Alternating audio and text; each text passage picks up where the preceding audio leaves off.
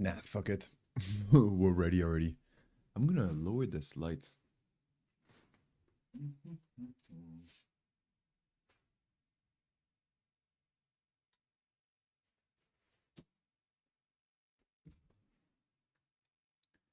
That looks more like it. Good morning, folks. Welcome, welcome. Vedro here. Yo, happy Easter, Frenchie. Happy Easter, Vedro. Morning, morning, Kappa. Ooh. How are you, Vedro? How was your weekend?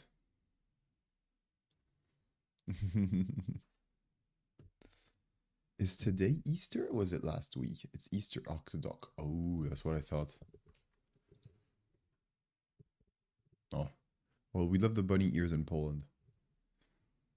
Orthodox Easter. Are you an Orthodox? How come you know this? Oof. What the fuck? Um, can't bend more. No, it doesn't seem like I can. The fuck? Alright. Guess we'll have to deal with it. What Georgians are you, of course? Are you, or do you celebrate it? Or Parsha is the most significant religious fest in Eastern Orthodox Church, celebrating the resurrection of Jesus Christ. It often falls later than Western Eastern, usually between April 4th and May 8th, because it is calculated using the Julian calendar and must follow the Jewish Passover. I was watching a video on YouTube about the crucifixion of Christ. I was like, holy shit, this is so complex. And so when you start mixing in Orthodox and the different branches of Christianity and Judaism, because right there, like Judaism is like all these religions come from Judaism. It's like, wow, it's a whole thing. Folks, hello, welcome. Hope you had a great weekend. Hope you're having a great weekend if you're still in it. We are fishing Bob today. Hope that's cool. I think Bob is cool with it. Bob will happily fall for our fish if it means we can learn something. Let's lower this a bit. Who is Bob? Well, I'll tell you about it. Who is Bob? It's a mysterious question indeed. Very good one.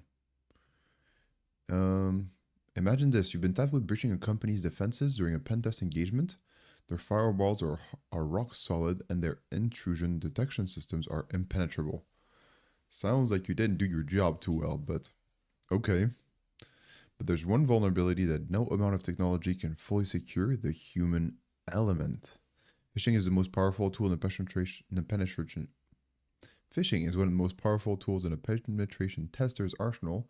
Why? Because even the most secure organizations rely on people. People can be tricked, manipulated, and persuaded into giving up access. Phishing is often the easiest way to gain initial access during an engagement. A single well-crafted email can bypass technical controls, plant malware, or steal credentials that unlock the door to your target's network. I'm not sure. For me, it kind of sounds obvious. I think I've been trained a lot on phishing. I don't know about you guys, but I feel like I've eaten so much phishing training. It's like, okay, we get it at this point. We get it. Are you ready to join the room? Oh, I gotta join the room, and then I'll get like a reward.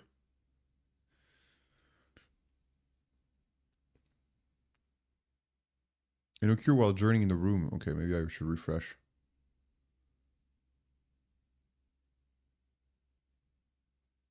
Chuku chuku. But Bob is basically the person we're gonna have to fish at the end. We're gonna have to write a fish email for Bob, and Bob will have to bite.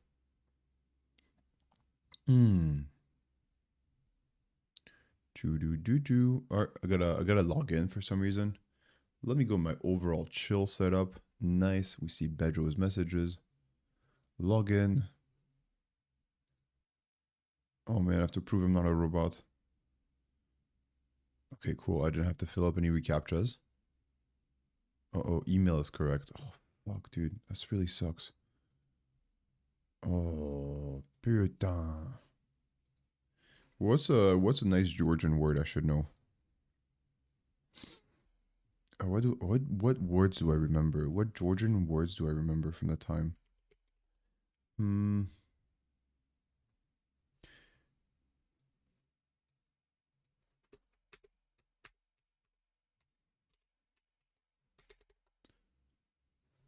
Let's go try.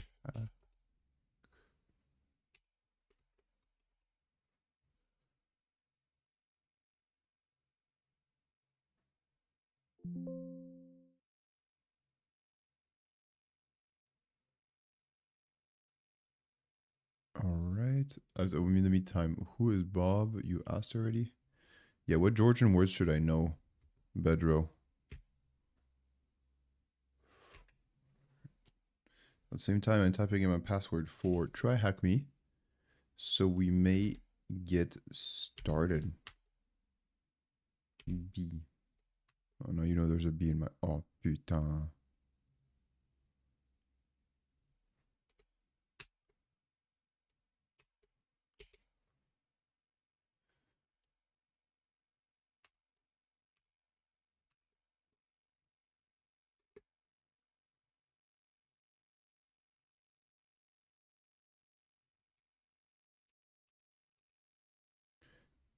Hmm.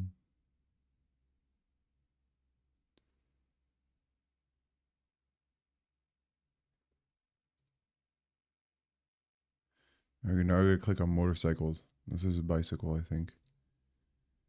Motorcycle. I think this is it. Please select all matching ones. Do I have to click on this one? You think it's one of them? Okay. I'm pretty sure that was a bicycle I clicked on. All right, cool. We here, folks. We in it. We made change to improve connection. We switched your region to Europe, Paris. You were previously using Europe, Frankfurt.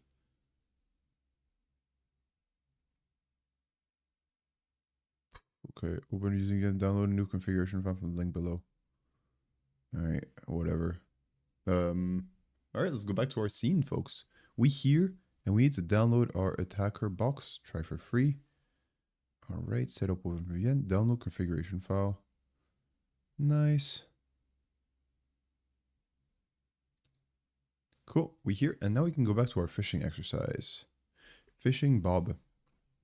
So, folks, you all know what phishing is. Now we can go a bit quickly through this. All right, we joined this room, or did we not? Join the room. Join the room. Did we join the room? Do. Whoa, just like that. All right, what is phishing? There's different types of phishing. It's a type of. Sorry, let's read it. Let's read it. Actually, let's read it. I thought we could explain it, but maybe we should just read it. It'll be easier. Phishing is a form of cyber attack that uses social engineering to trick people into revealing sensitive information and running malware on their devices. Or running malware on their devices. Attackers deceive victims by impersonating legitimate sources via email, text messages, phone calls, or fake websites. Phishing exploits human psychology rather than technical vulnerabilities. Attackers craft believable narratives and apply pressure tactics to manipulate victims into compromising their security. The primary channel for phishing attacks include email, SMS, known as a smishing, voice call, vishing, and fake web pages designed to look legitimate. Through phishing, attackers aim for financial gain, unauthorized access to sensitive data, or the installation of malware on a victim's device. And there's a few types of phishing. There's phishing where you just send out a bunch of stuff and hope that something sticks. Right? You just land something and then oh maybe one of these fishes will eat. One of these fish will eat. There's no such thing as fishes, by the way, folks. Fish is already plural if you want it to be. Spearfishing is aiming with your gun here and wanting one specific fish. And whaling is going for the big people. It's like the big game hunt. So you want to go with the CEO, the CFO, the admins, stuff like this. Target senior decision makers and executives like CEOs, CFOs, exactly. Both spear phishing and whaling are targeted and customized attacks. The distinction is who is targeted and what leverage is expected. Spear phishing can hit anyone whose access enables a foothold, IT, finance, HR, project teams. Whaling concentrates on people whose decision-making power can move money, expose regulated data, or override controls. In penetration testing, phishing is essentially in penetration testing, phishing is essential in evaluating an organization's vulnerability to social engineering attacks. By simulating these attacks, pen testers can uncover human weaknesses within an organization, assessing the risks associated with successful phishing attacks. Like data breaches or malware infections, help organizations guard their exposure and prepare defenses against real threats. Now, there's something about this that I want to comment on, is that usually when you do a phishing simulation in your own company, you're just gonna test your human capabilities. You want to test your technical bypassing abilities. But when you do a phishing test, you're gonna put both hand in hand. You're gonna put both against one another. Like you're gonna have phishing. You're gonna have phishing from you're gonna first have the technical filter, because probably the pen tester is going to do it from the outside. You're gonna have first the pen tester doing it from the outside, so it's gonna have to bypass the technical part, and then it's gonna have to get people. So yeah, it's a bit challenging. It's a bit challenging to do. I mean, it gets a bit more challenging. It's a bit more real for the client. Does that make sense? Ethical hackers design mock emails that closely resemble real threats during phishing penetration tests without causing any harm. Yeah, if they cause harm, they wouldn't be penetration testers. They may target specific group based on their roles within the organization. Tools track responses metrics such as open and click-through rates, providing valuable insights into employee behavior. Incorporating phishing into penetration testing reveals the organization's susceptibility to social engineering and strengthens its cyber posture over time. All right. SMS is the primary vector used during a smishing attack. You're a CEO and have just received a phishing email only sent to you. What type of phishing is this? It's whaling. Folks, if there's no H, no whaling. Wait, no, there is whale. There's an H. Whaling. Nice.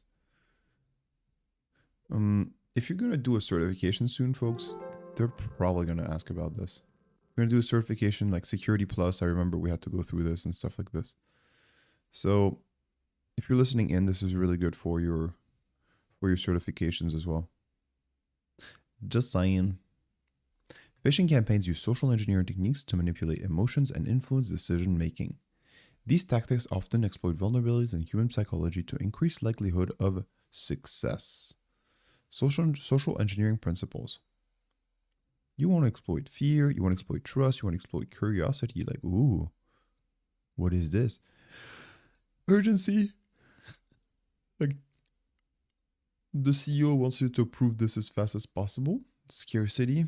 There's only 12 iPhones left, or one iPhone left, and authority. Like, dude, trust me.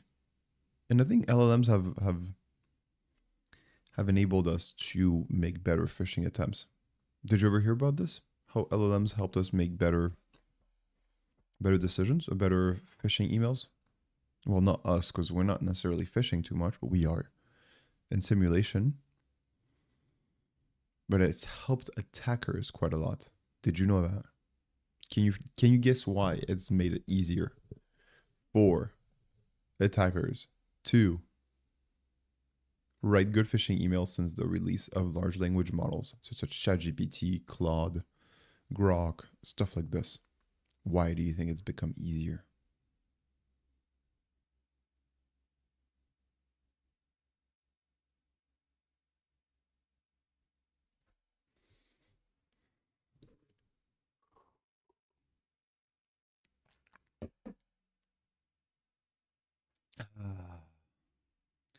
My work week just ended. Hey, Cyberpunk Reno. It's XR is back. Your work week has just ended. Yeah, right. Working a tough Sunday, XR. Welcome, welcome. Good to see you. Cyberpunk Reno. Did you change it on Discord yet? Your name? Cyberpunk Reno.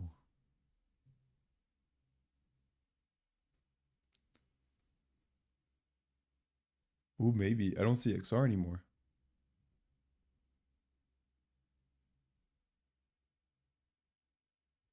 Wait, are you on Discord?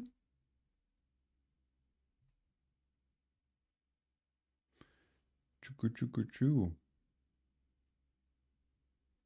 Oh yeah, you still XR. I see it. I see you there.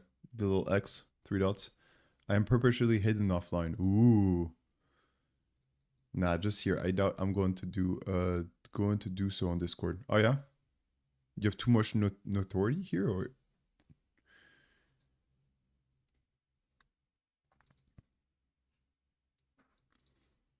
how was the Sunday? Was it fruitful? XR? So the earlier I asked if you folks had ideas why LLMs were were making phishing easier. Laziness, you don't want to. I mean, yeah, it's easy, yeah. XR to just change name. Just right click and change your name. No, there must be something more. You don't want to introduce yourself maybe as Cyberpunk. Boring. The paperclip is here. Hello. Hello, rabbit paperclip. I didn't try the paperclip technique for my shoulder like you recommended. And then should have listened. Maybe I would be much better by now. The paperclip is here. Nice. Awesome.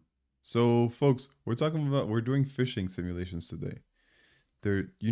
How much do you guys know about phishing? I wonder, because I feel like I know a lot about it just because I've seen it so many times being talked about and everything, but I'm not sure how familiar it is with you folks who are a little bit more technical than me. Changing name, make new account, get access, nah. One platform is enough, lol, yeah, I get you. Yeah, Twitch is fairly easy to do, but yeah. Discord servers and all, maybe. I think you can just right click and change it, or you can change it per server if you want to. So it's up to you, but I guess it's, yeah. And then reintroducing yourself. Hey guys, I'm still XR and stuff. But yeah, nice. The paperclip is here. Changing name, make new account. Yeah. And how was the weekend? Was it fruitful? A nice weekend as a waiter?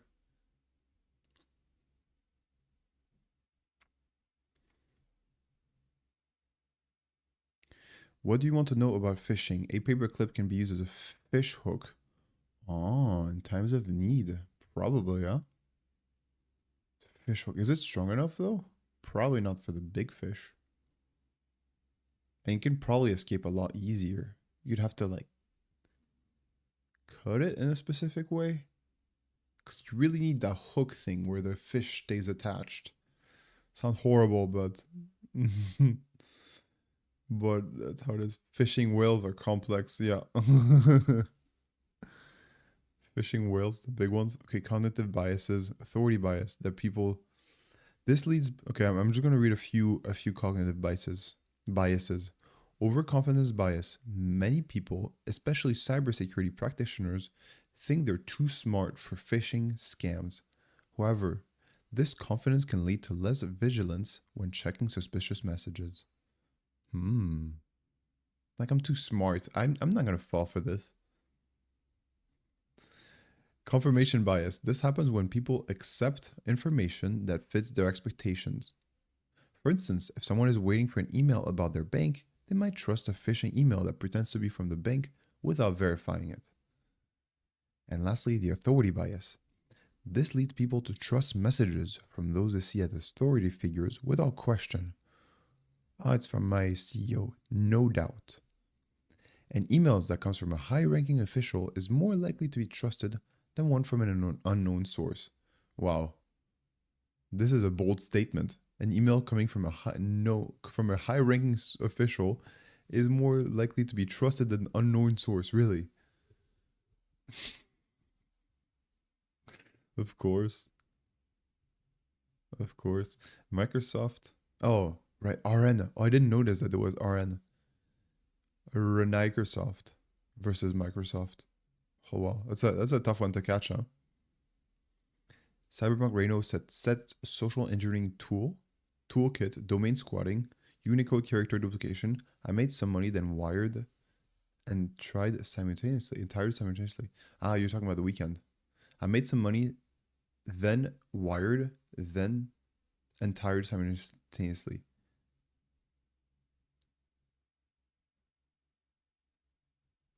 Noise. Nice weekend plan. All right, let's do some questions. You receive an email stating that a special offer for new iPhone will expire if you don't act now. Which principle is being used? Is it urgency?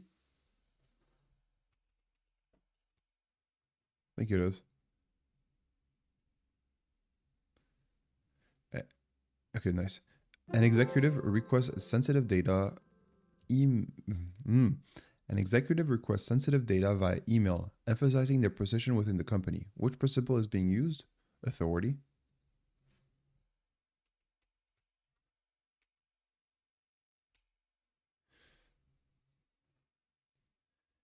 You receive a message promising exclusive access to new products no one else knows about if you click on a link. What principle is being used? Curiosity. Curiosity.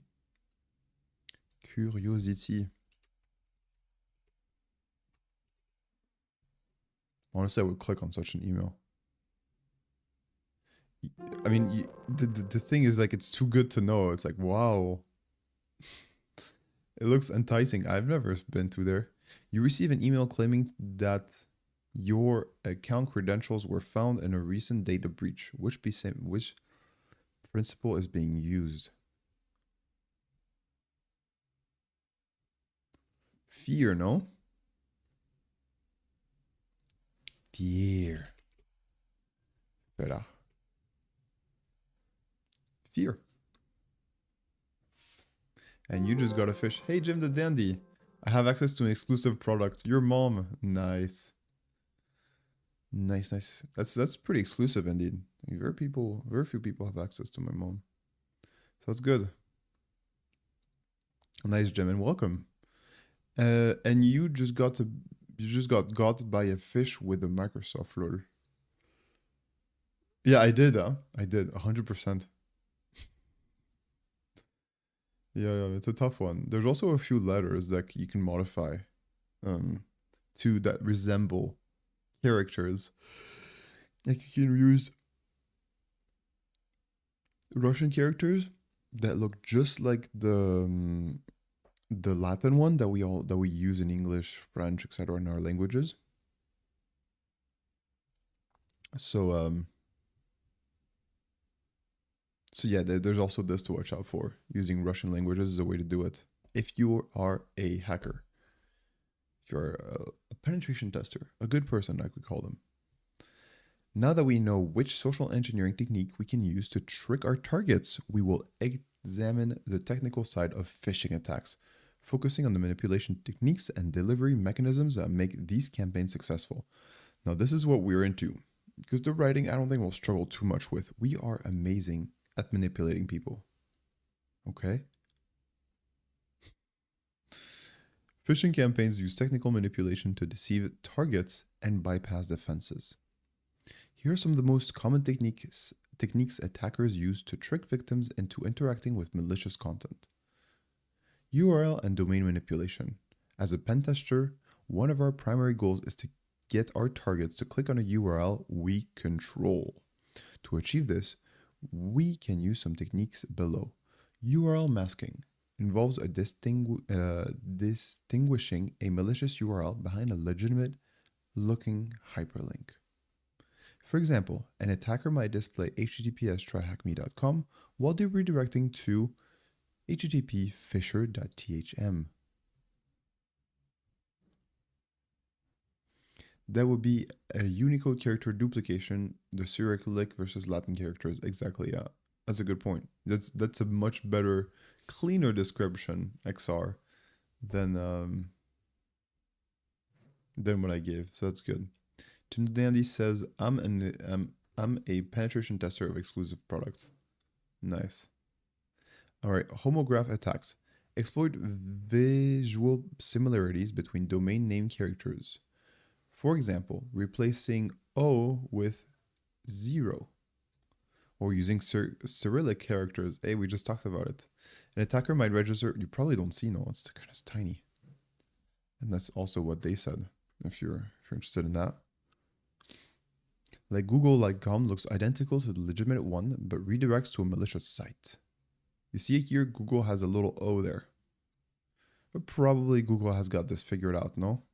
Or am I going to get fished? Am I going to get fished by THM? Oh, no, actually, there's nothing.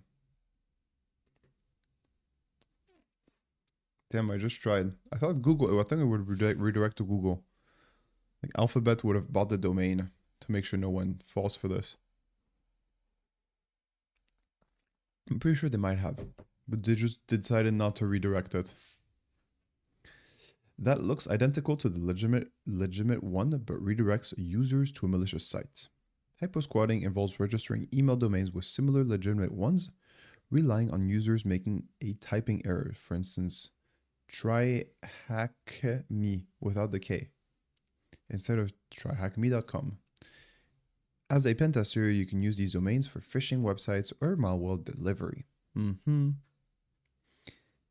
They may not redirect to keep it out of caching browser memory. All right, that's good. That makes sense. So XR is talking about the type we type Google in there with the 0 instead of the O. And he's saying Google may not want browsers in cache to remember this domain. Just in case, it's better if they just remember the original one. So while it may belong to Google, this domain, they don't want to redirect it for technical reasons, which I get. Attackers can use URL shorteners to hide a link's true destination. These URLs are more complicated for users to inspect and can bypass basic security checks. That's a pretty good thing. That's a pretty good technique. Also, because as we said earlier, it's not just that you need to fish Bob or fish whoever. You also need to wake up sleepyhead and XR. Okay. It's not just that you need to fish Bob. You also need to fool the phishing testers that come before the email, right? Cyber Reno is headed to bed. School for kids in the morning. Damn. And you gotta drive your wife as well? Drive your wife back today? Wake up, sleepyhead. Resident sleeper Twitch. And Jim Dandy is asking, did you see the potential fake news about how they aren't releasing the latest cloud model until Google, Mac, Windows use it to fix all the bugs it would find so that it would be exploited by hackers? It's I think you're talking about Mythos, Jim, the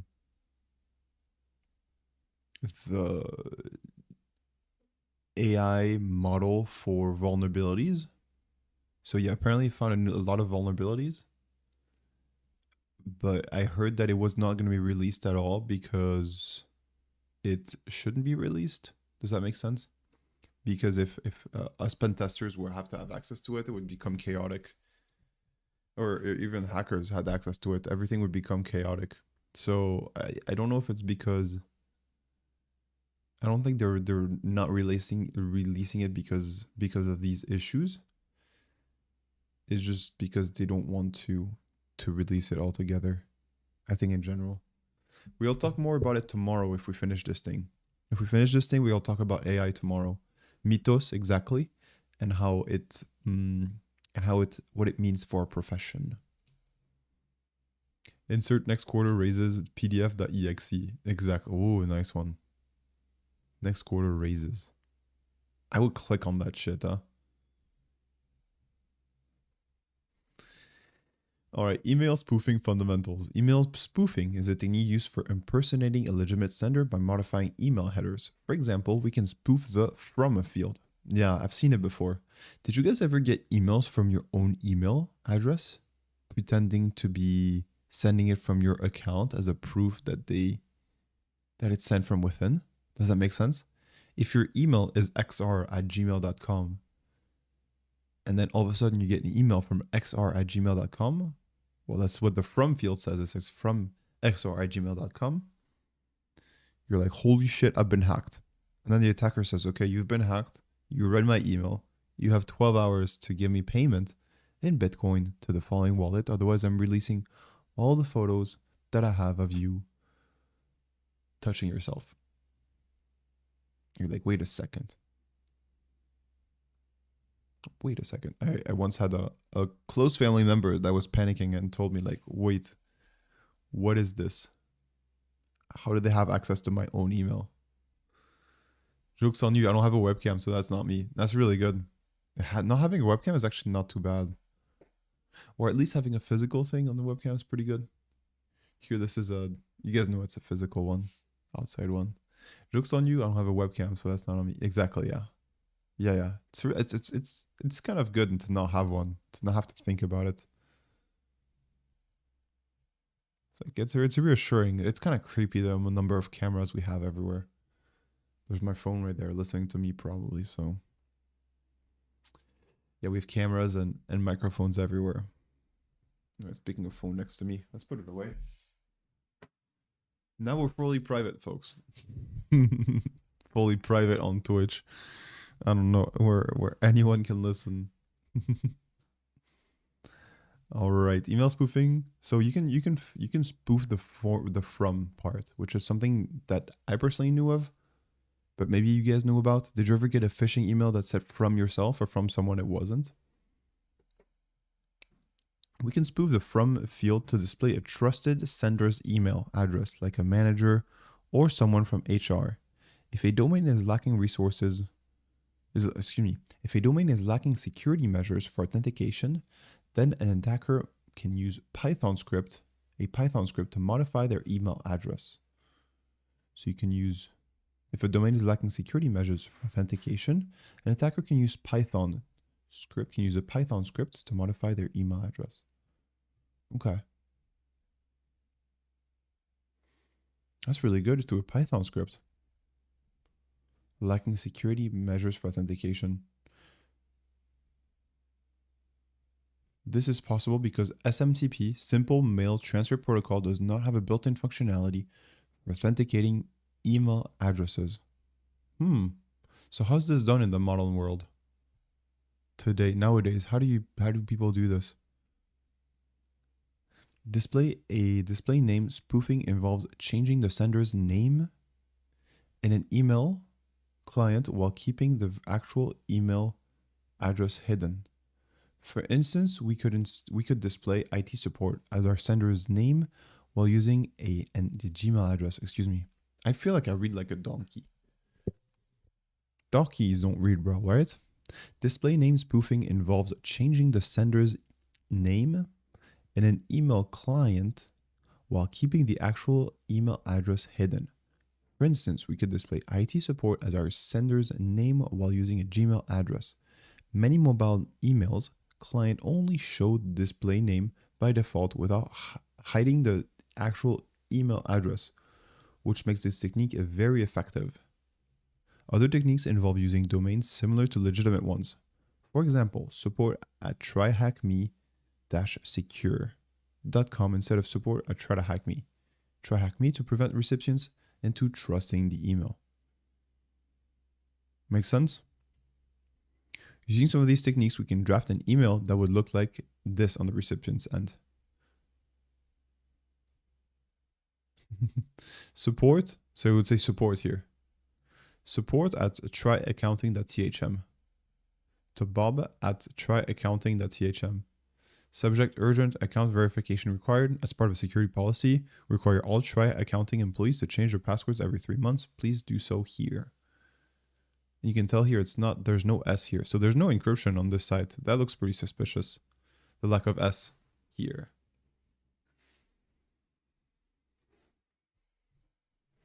So you can totally spoof an address. That's pretty crazy. I'm actually curious as to what that is.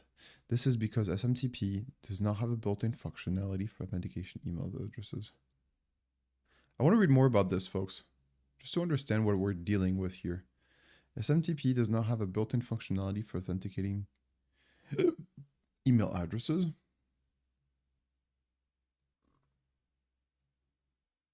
Come on, you got a copy. Control C. Let's ask ChatGPT about it.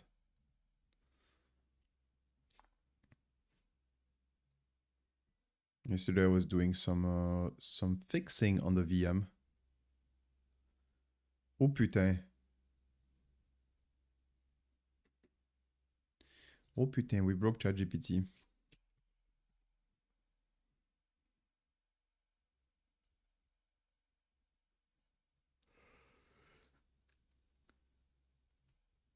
All right, let's ask it. So, I read the following.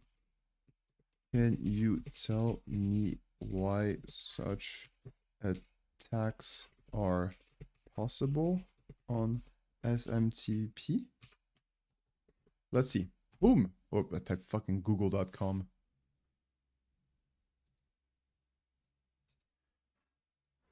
It does not want me to copy this thing.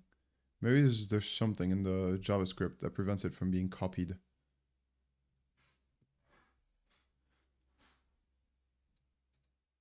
All right, let's try to hack it. Oh, maybe we can just, there's a JavaScript toggle, no? Maybe.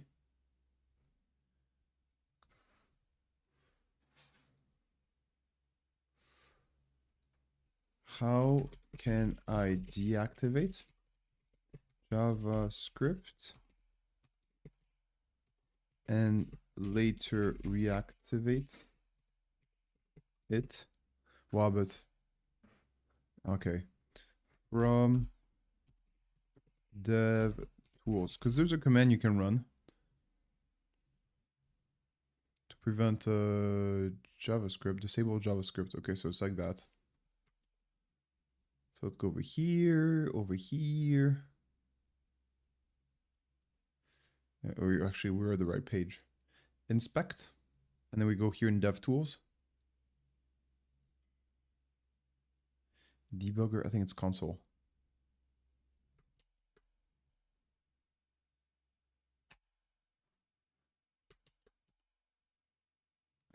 Unconstant text error. What the fuck?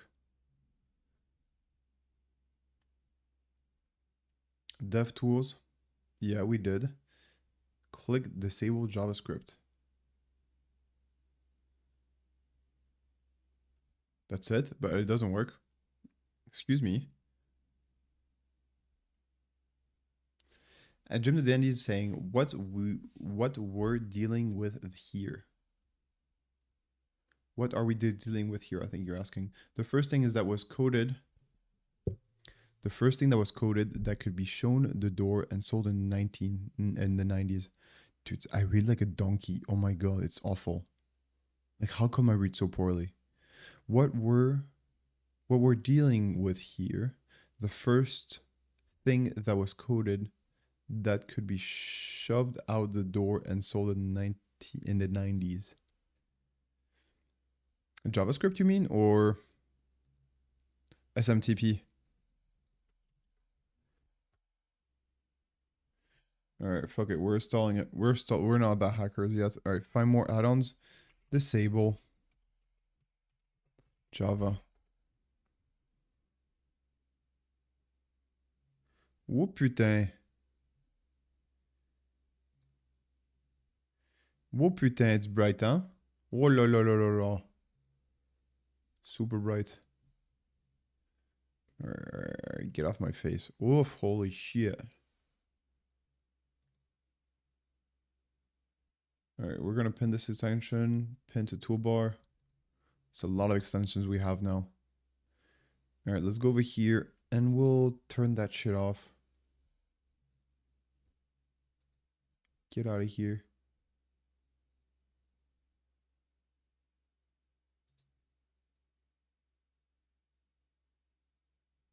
Oh man. They have blockers for this. They don't wanna have, oh my god. Because what we're doing, what we notice here, folks, is that TryHackMe does not enable us to copy paste. So they probably have JavaScript in there.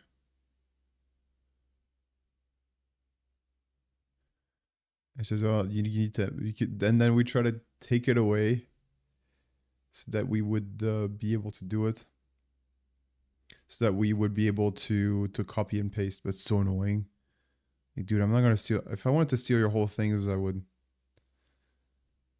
I don't know. It's a free box too. It's okay. So we wanted to understand why SMTP. All right. So the reason why we wanted to copy paste this so that we got more of an example. SMTP made this kind of attack surprisingly easy for a historical reason. SMTP was never designed with security in mind. Okay, so that this we understand, right? The fact that we can spoof a from. SMTP was never designed with security in mind. It was built in the early internet when everyone trusted each other. Why attacks are possible on SMTP? No built-in authentication. The biggest problem. SMTP does not verify does not verify who the sender really is. During an SMTP session, guys, I have to do something about my reading, huh? Must be awful. I'm gonna turn on some music so that you don't listen to my voice as much. Failing to read basic stuff.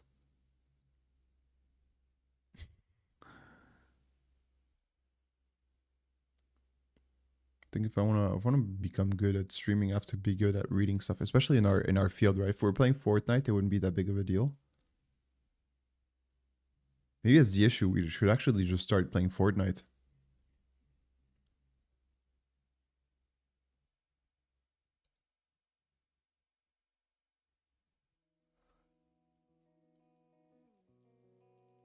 Hopefully we can all become, hopefully all like Fortnite as well.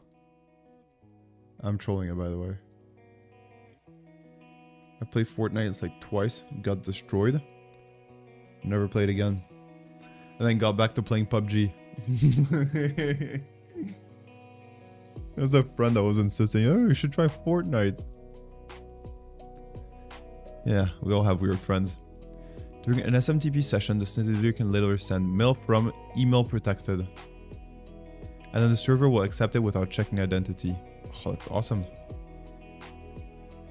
Result, attackers can pretend to be anyone, your bank, your boss, Google, etc. Email headers are fully forgeable. What you see from fields is just text inside the message. SMTP separates envelope sender, used for routing, and headers from what humans see. These can be completely different and both are attacker controlled. That's why Google.com or fake Gmail senders work so well. Originally, servers trusted each other. Open relay problem. In the past, many mail servers were open relays. Anyone could connect, send emails to anyone, and no authentication was required. My god, it was Disneyland. Hacker Disneyland, folks. My god, we could have hacker oh my, I kind of want to generate an image of this. A place where every hacks would be very easy or something. Send spam anonymously. Use legitimate servers to avoid detection. That's really good. I mean, it's really good. It's bad, but it's good for us, right, hackers? That you can just send stuff legitimately while avoiding detection. Even today, misconfigured servers still avoid this. Still allow this, excuse me. Even today, misconfigured servers still allow this. 4. Plain text protocol. Historically, SMTP was originally unencrypted. Messages and commands were sent in clear text. My god. Easy to interpret or manipulate. Man-in-the-middle style attacks. Modern systems use TLS, but it's optional, opportunistic, not enforced everywhere. Weak validation between systems. SMTP relies on loosely coupled servers. Each server trusts what the previous one says. My god. Each server trusts what the previous one said. No global identity verification. This allows domain spoofing, relay abuse, message tampering chains. Wow. It's pretty big, no? Or what we can do there?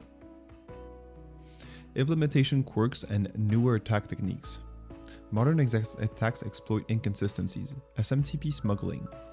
What this does is it tricks servers into interpreting messages differently. It's a bit loud, huh? SMTP smuggling. It tricks servers into interpreting messages differently. Okay. Auth brute force hijacks accounts and relay mail. Command injection via poorly parsed headers. Okay, wow, you can do command injection via there. Wow. Hey, command injection is not something new, huh? Well, when you think about prompt injection, it's I think about it like it's quite new to be able to have a system interpret something in a different way. But at the same time, we've been doing command injection for decades now via poorly parsed headers. It's nothing new at all. It's kind of crazy. Putting it to your example, google.com works perfectly. Without protection, SPF, DKIM, DMARC, nothing stops it. Why this isn't completely broken today. Modern defenses were added on top of SMTP, so things still work on SMTP apparently. The SMTP, I think, folks, is for simple mail transfer protocol. So modern defenses were added on top of SMTP, not inside it. And these defenses are SPF, checks sending server IP. DKIM, which is a cryptography signature.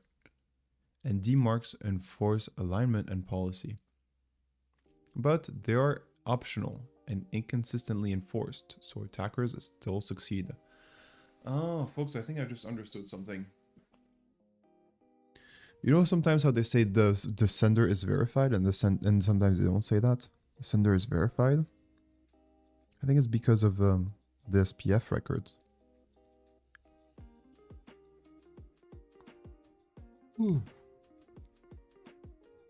Tell us how SPF,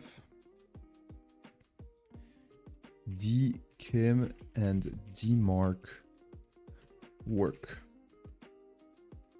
They're optional and inconsistently enforced, so attacks still succeed. Simple mental model. Think of SMTP like a postal system where anyone can write any return address, and post office don't check ID.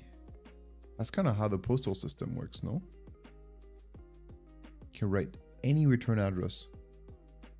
Yeah, you could just say that the return address is something you're trying to impersonate, no? In mail? Mail is the original phishing, I think. I think phishing might have worked even before email, right? Phishing also did phishing happen before email? Was mail phishing a thing before? Probably for money, no? You could send letters requesting money and then people would mail you back some money? Could that be? That's why phishing is still one of the most effective attack vectors.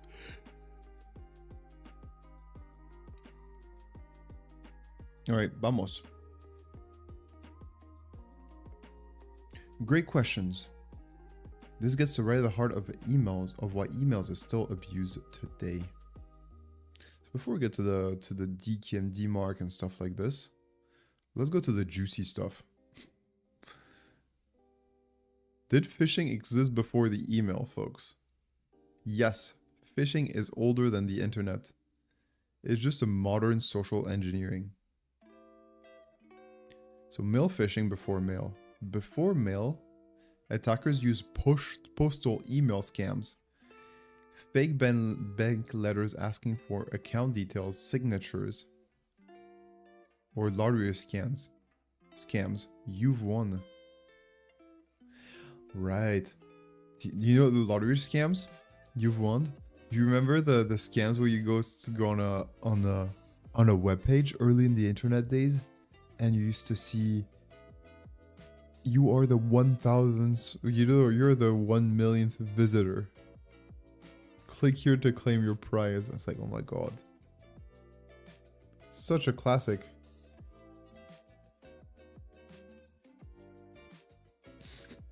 I saw a video on the internet of, oh wow, too bad I didn't save it, of a YouTube short where there's a camera crew and a guy that just comes, says hello. The guy comes and says hello, and because there's a camera crew, he said, wow, you're the 1,000,000th per car on this parking, congratulations. And the guy, did you know that? And the guy's like, no. And the guy then asks, hey, are the keys of the car still on the contact? And the guy's like, yeah. And then the guy just goes into the car and steals it. Like, just like drives out away slowly. But the guy's like, yeah, there's a camera crew. He said I won something.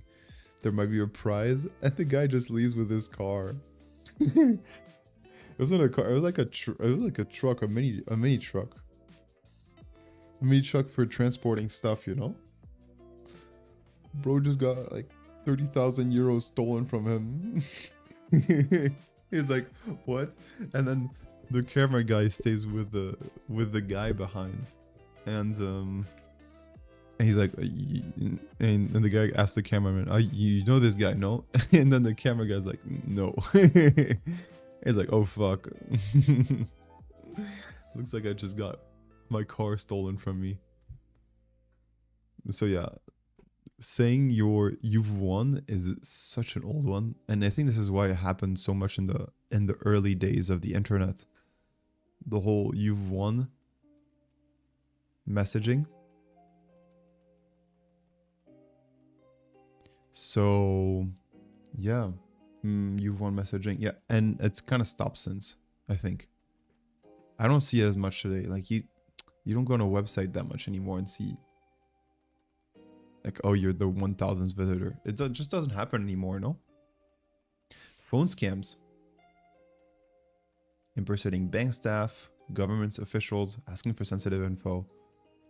Fax scams. Yes, really. Fake invoices, payment requests. My god. The concept is ancient. Con artists impersonate officials. Fake messengers delivered fraudulent orders. Forged documents were used to trick people. Key insight. Phishing works because it exploits human psychology, not technology. So emails just made it cheaper because they're scalable, cheaper, and automatable. SMTP is insecure by design. This is super key, folks. You're going to learn one thing from today is this. SMTP is insecure by design, right? SMTP is insecure by design. And SPF, DKIM, DMARC are patches, not redesigns.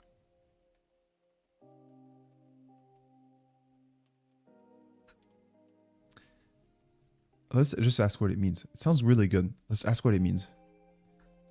In practical terms, what is the security impact of having a patch instead of a redesign? answer the question about SPF, DKIM, and DMARC specifically,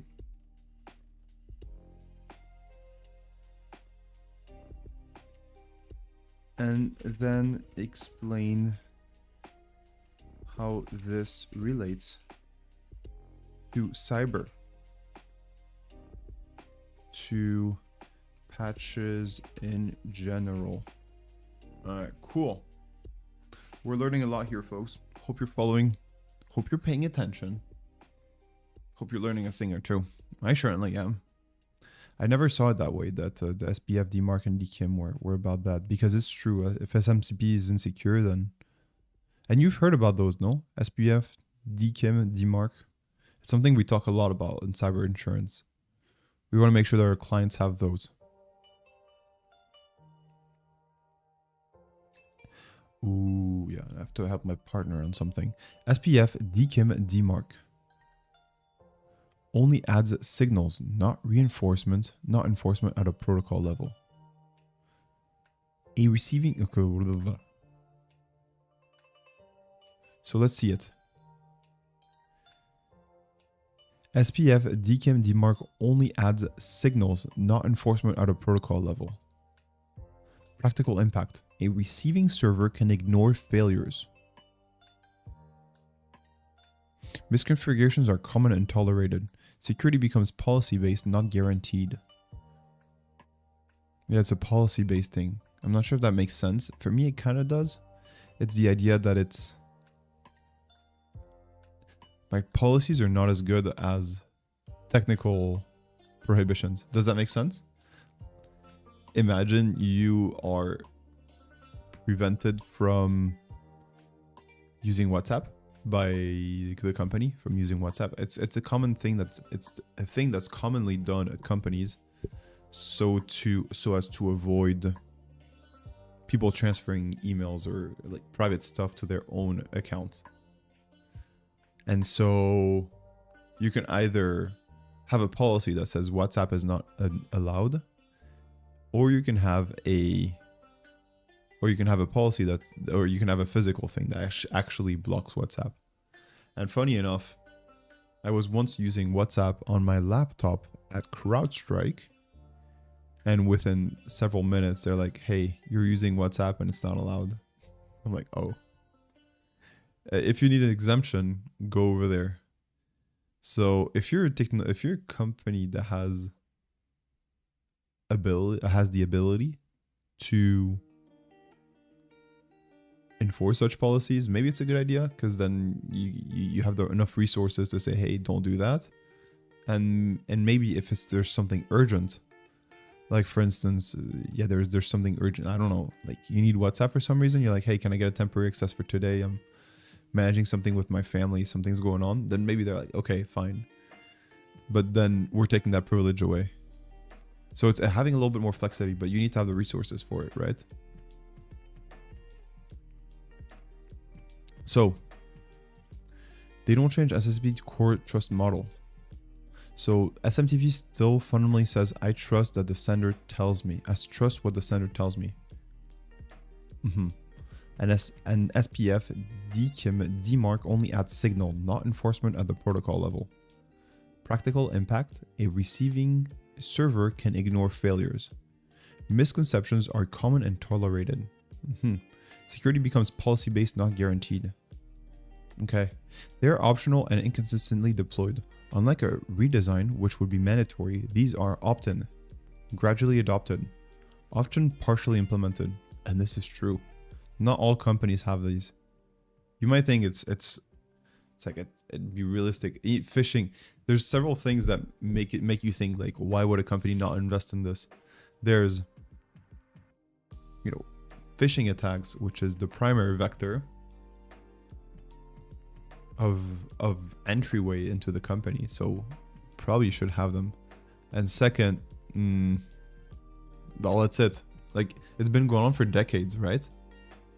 The hacking phenomena. Like there's a movie Hackers from where we talked about it a few times from 1994, 95. So yeah, hacking is nothing new. People should have it by now. But sometimes if you have a large domain, it can be hard to implement SPF and stuff like this. On Google Mail, it's really 5 minutes. 5 minutes maximum. 5 minutes and 2 ChatGPT prompt and you get yourself SPF records. But yeah, sometimes it's more complicated than that, because imagine if you're a large company and you've been relying on the same email technologies for 30 years, and now you have to change everything, and then you have 45 email servers or more. You have 100 email servers. You're like, what the fuck, to do all this, and then you have to implement EDR. You have to implement this. You have to do that. You have to get a SOC. There's just so many things you got to do. And sometimes this kind of falls through the trap and just doesn't get done, right? Sharing you some gold information here, folks. Hope you're enjoying it. Because this is what we look at in cyber insurance. This is what we do. We have to look at these. And this is really good to be able to learn it with you guys, because this is something I understand a bit, because I configured servers, that email servers and web servers in general. So I know these. Is just these improve deliverability, folks. By the way, deliverability is the ability to deliver an email. When you have this, it greatly improves your deliverability.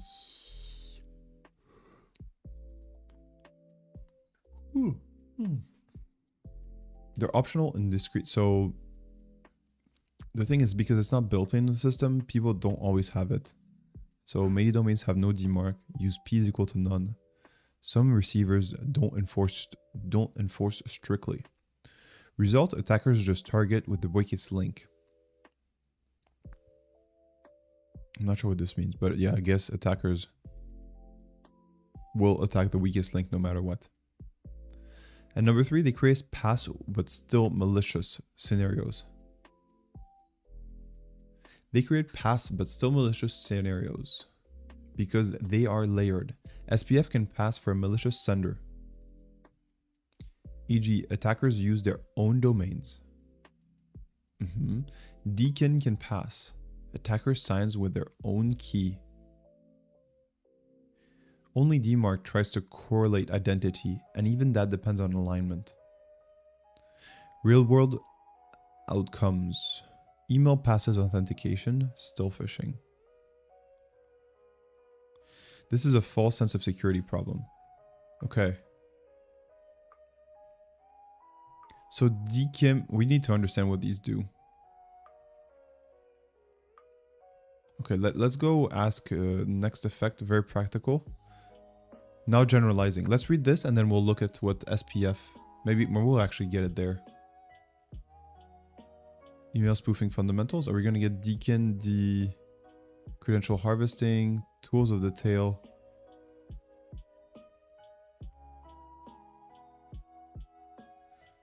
All right. Looks like there's still a lot to do, folks. And we're still understanding a few things, a few key things about cybersecurity. The first one is, what does it mean to, what is the difference between a patch and an overhaul redesign of things? And the difference with, and then what are the different technologies that we have as defenders, particularly SPF, DKIN, DMARC, to be able to defend our little butts against phishing attacks. Now generalizing, patches versus redesign. What a patch means in security.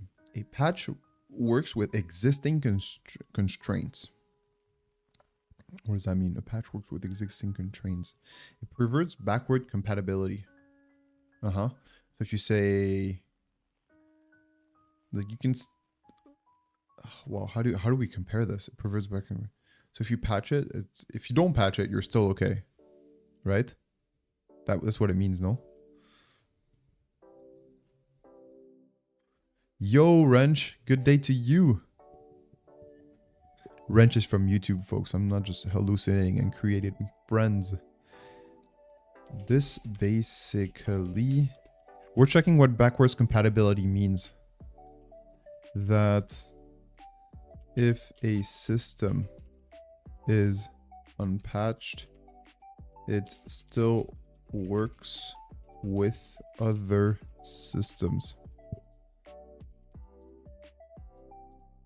With newer generations. Right? Backwards compatibility? I didn't really know about this. Minus aura. TryHackMe equals minus aura. Ay, ay, ay, ay, ay. Wrench the Gen Z. Wrench your Gen Z. You give me negative aura. How many aura points do I lose for using TryHackMe? Like on a scale, if today I have 100 aura points, how many aura points do I lose right now in your eyes, Wrench? Yes, that's exactly the trade-off, but there's an important nuance. So we're learning about the idea of backwards compatibility. Okay? Short answer, yes. A system built with patches like SMTP, SPF, DKIM, DMARC continues to work even if parts are unpatched or outdated. But it works by becoming less secure, less functional. What backwards compatibility really means here? When a protocol preserves backward compatibility, it means all behavior is still accepted, so nothing breaks.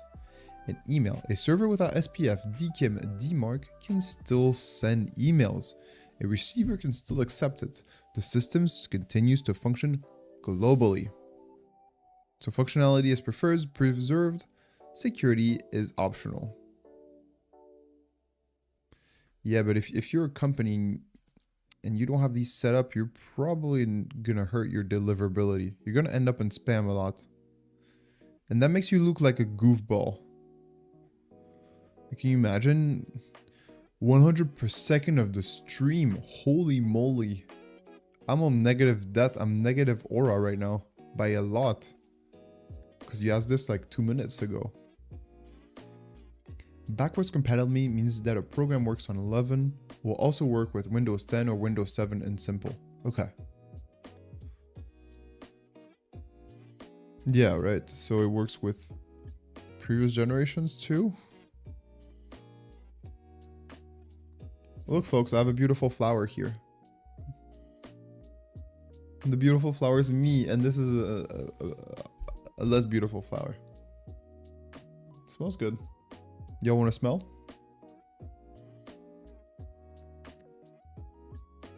Aura depth. The SPF, DKIM, DMARC checks are very important.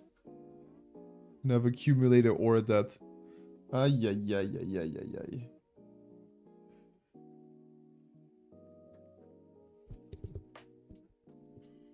I've seen people saying that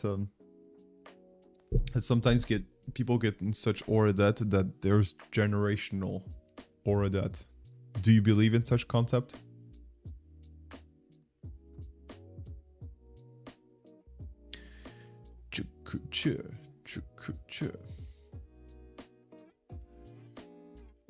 Yeah, I understand people are mad at TryHackMe because they're kind of assholes. I think they did some asshole things.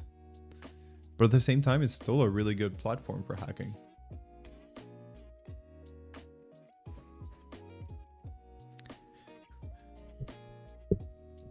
Nice. That thing's as at your side is not as beautiful as you. Orange, what a cutie. You're making me into aura death, but then you're saying I'm pretty like a flower. That's so cute.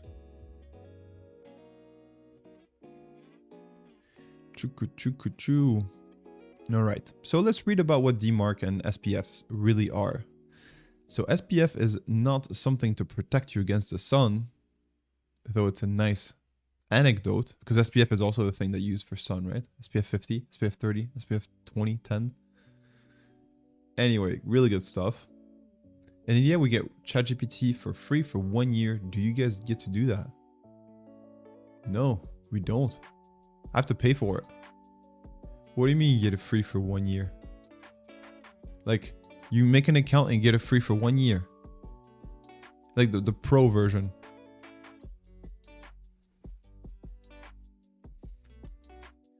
What it checks, okay, so SPF is Sender Policy Framework. What it checks, this server, what it checks, is this server allowed to send email from this domain? Okay. Got it. So say you're pretending to be Coca-Cola. And you send it from email server with IP 1234. And that server is not on Coca-Cola's domain list of allowed servers to send emails on behalf of Coca-Cola. Then you don't pass the SPF flags, right? So only server A and B are allowed. And this is on the DNS, no? Yeah. The domain owner publishes a DNS record listing authorized email servers. No, that's what it is, folks. That's what it is. Do you get it? Do you get it, folks? Or is there any doubt left in your mind? Because this is a really big revelation for revelation for me. Revelation. That's right. That's how you say it. Yeah, we make an account and have to connect UPI, which is this card, like debit or credit, for you guys. Much more secure. Nice. UPI. So it's basically your ID, no? It's basically your ID, your UPI, no? It's a mix between financial information and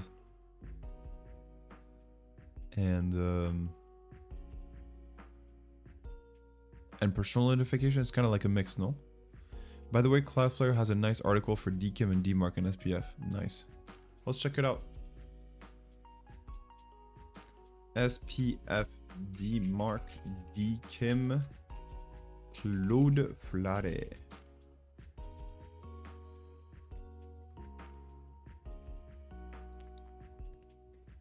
Nice. I like Cloudflare, folks. I don't know about you, but I like Cloudflare. It's 7:13. We're learning a lot today, folks. I hope you're learning too. Maybe we can. Well, I'll try to make an explanation of what have I learned at the end of the session. Okay. What have you learned?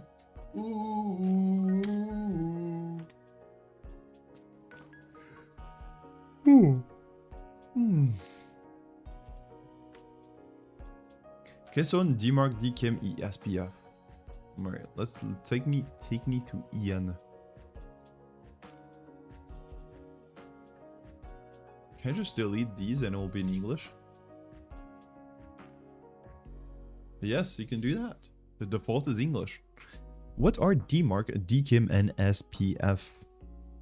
DMARC, DKIM, and SPF are 3 emails authentication methods. Together, they prevent spammers, phishers, and unauthorized parties from sending emails on behalf of a domain they do not own. Yeah, kind of UPI is an ID. Okay, that's really sweet. I guess what they want you to do is get used to having free ChatGPT, and then you have to pay for it. And then you kind of stuck because you've experienced all the benefits in your life, and you're like, oh man, I wish I could have it. And then they're like, hey, you can have it if you pay. It's pretty smart. But I mean, at what phase are you? Did you already enjoy it, or are you considering to get the free ChatGPT? What's your status there, Wrench? Domains that have not set up SPF, DKIM, and DMARC correctly may find their emails get quarantined as spam. They're not delivered to the recipients. They're also in danger of having spammers impersonate them. I don't know about you, but so many times, not so many times, but a few times, there's been people that send me emails. They're like, yeah, our emails usually end in spam. Like, they're used to it, and they have to tell people, like, yeah, our emails usually end up in spam. And for me, it's like you're fully wearing a clown outfit. Like, you know that clown wearing meme? Clown makeup meme. Like, they don't realize they're doing it, but they're absolutely doing that. It's a great meme. That face. Wait, what does it say? I just want to have a chill night as a killer. I'm not going to use any add-ons. This one. It's really good. And that face at the end. Oh, you can't see. There's my huge face on it. Oh, well, maybe I am the clown. Gee, viewers on stream, boo. Ay. How do they get away with this? We should DDoS them. We should find justice for all the spam they've been sending. Block. Can I ban them?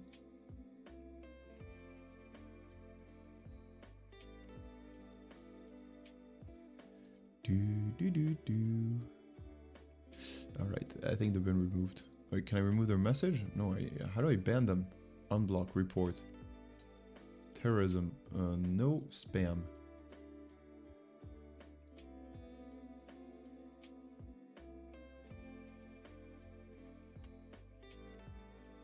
Jeez, oh man, why do I need to confirm my email? Jeez, just ban the fucker. Oh, Twitch can be so annoying sometimes. Oh, Wrench told us, to be honest, it's the same like the standard GPT sub, nothing much other than the image upload limit is removed from me. Nice. I think you also have a bit more leeway in how many times you can have the best model, as they call it. For me, if I start messaging it like 6 times maybe, then it goes like, hey, you're not premium, you're gonna get a worse model. So I think you don't have that limitation. And then after a while, it just says, yeah, you can't. And then sometimes when you have an upload in your email, it's going to go like, hey, you have an upload. You only allowed 4 or 5 messages if your message features an upload. So, and then sometimes the ChatGPT conversation becomes too long and therefore you need to start a new chat. So there's a bunch of stuff you're avoiding. So it's quite good. Honestly, premium is something I might get again after the wedding because I need to save some money for the wedding. But the wedding is in very soon. It's in 1.5 months. So then depending on the financial situation and whether Twitch accepts me as an affiliate or not, maybe we can pay for ChatGPT Premium. DMARC, DKIM, and SPF. These are these DMARC, DKIM, and SPF are 3 email authentication methods. Together, they prevent spammers, phishers, and stuff like this. Okie dokie. How does SPF work? Nice. Sender Policy Framework is a way for domains to list all the servers they send emails from. Think of it like a publicly available employee directory that helps someone to confirm if an employee works for an organization. SPF records are the list of all the IP addresses of all the servers that are allowed to send emails from just the domain. Just as an employee directory lists the names of employees from an organization. Say, damn, a wedding doc. Am I invited? Wrench. Maybe. I don't think so. I'm barely taking people from work, so I don't know if I can bring Twitch chatters, but maybe. There's still 1.5 months left. I don't know. Would you like to come? It's quite far away from you, huh?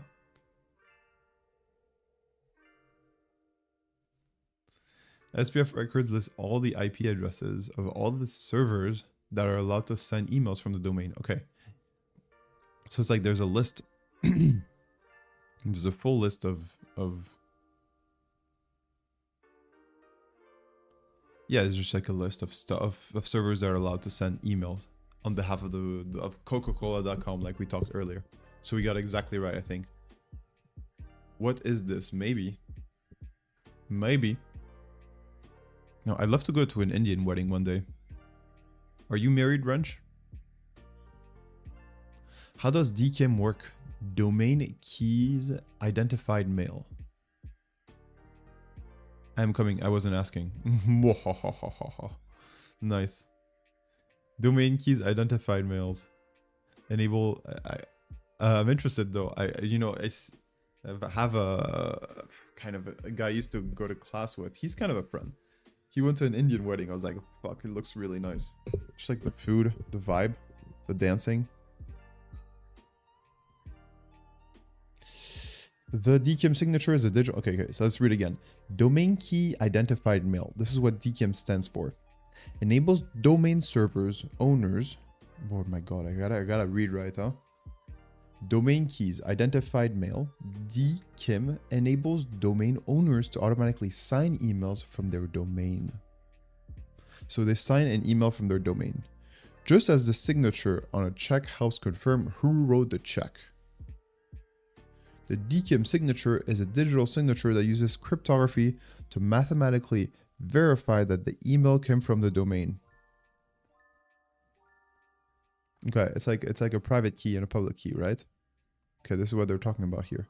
Specifically, DKIM uses a public key cryptography. The DKIM record stores the domain's public key, and the mail server receiving the emails from the domain can check the record to obtain the public key. They're like, hey, DNS, give me the public key. And then you take the email and you decrypt it with the public key. If it looks legible, then it's probably, it's for sure confirmed to be from the actual source it's supposed to came from. Does that make sense? The private key is kept secret by the sender who sends the email's header with the key.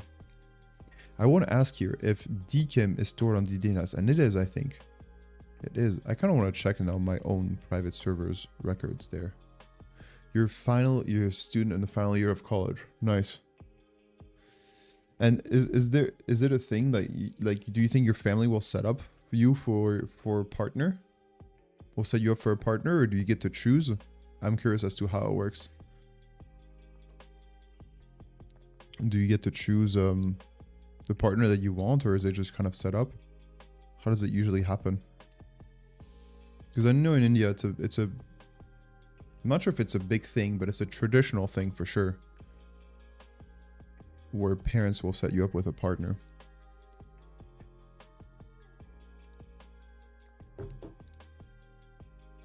So we have a DKIM records. It stores a public key. You got it? It says decode using this key.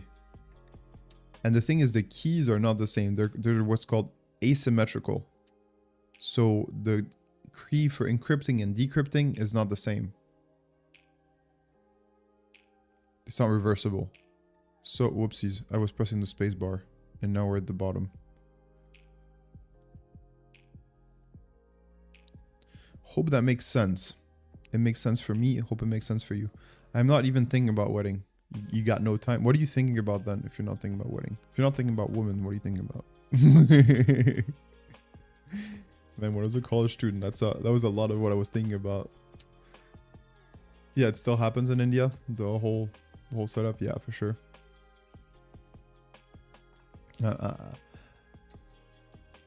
It's a way of doing things, let's say. How does DMARC work? Okay, so we talked about DKIM. I think DKIM is my favorite one.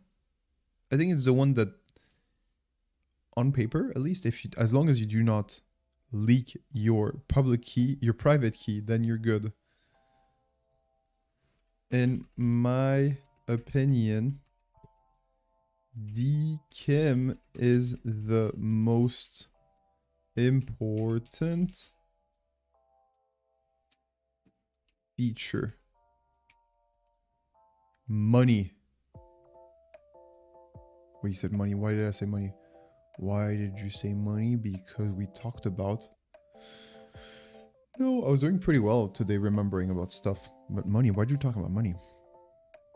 Do you enjoy money? Oh, money's on your mind, right. Money's on your mind. Man, money was not on my mind as a college student yet. It's more now on my mind than it was before. I was thinking about grades. Ladies. I can't speak too loud, my partner's close. And about gym. And I was succeeding really at neither, or mediumly at everything. These were where I felt in my college years.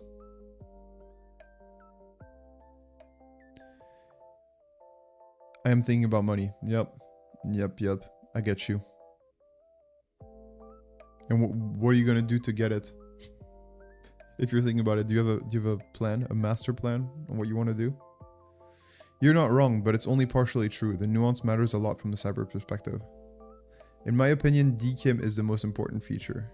DKIM is powerful because it introduces cryptography. Unlike SPF, it doesn't rely on IP address, which are messy and break with forwarding. It provides a message integrity. It provides a domain took responsibility for the message. It's a big leap compared to the original SMTP model. DKIM does really well. It detects message tampering.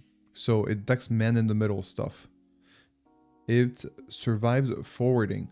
Ooh, right. Because if there's a man in the middle and boxing only for me. Ooh, what kind of boxing do you do? Are you doing the English kind of boxing? I don't know. I would suppose it's the one that's the most common in India. English boxing. Or is there an Indian boxing that's been created? What DKIM does really well, it survives message tampering, right? Because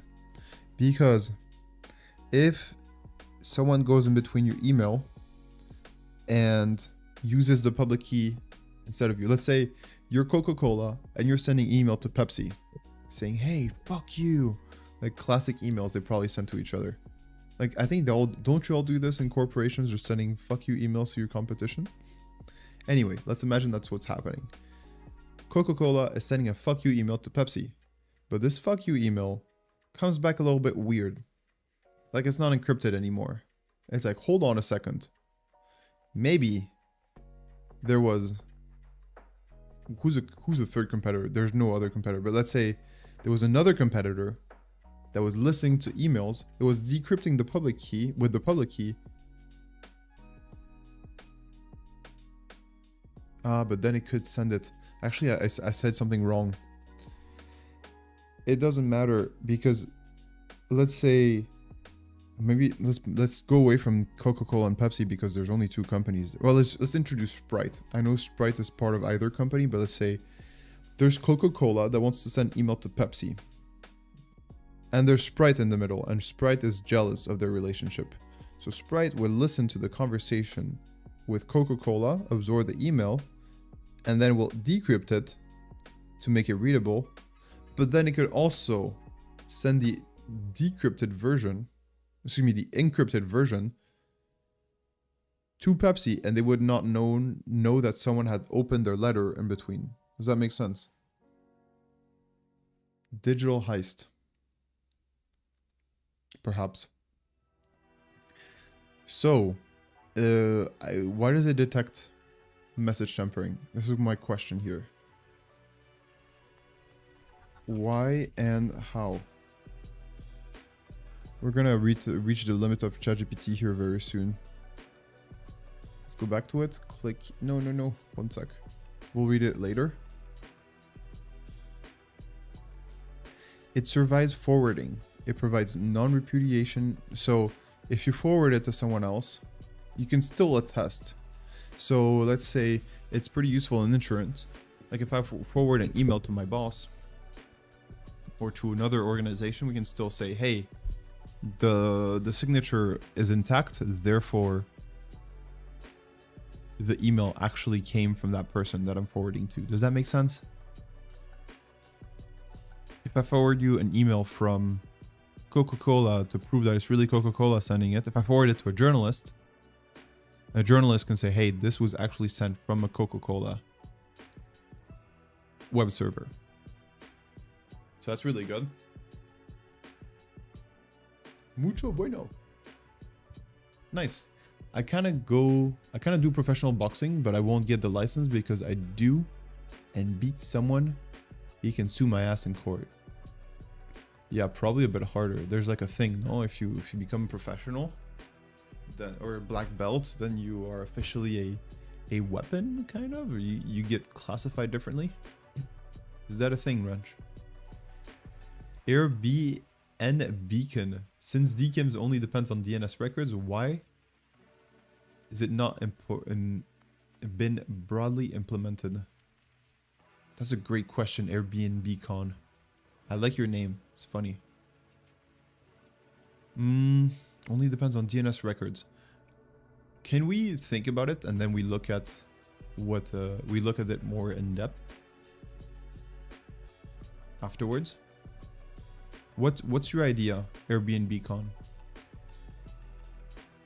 Why do you think it's not been implemented more broadly? Only depends on DNS records.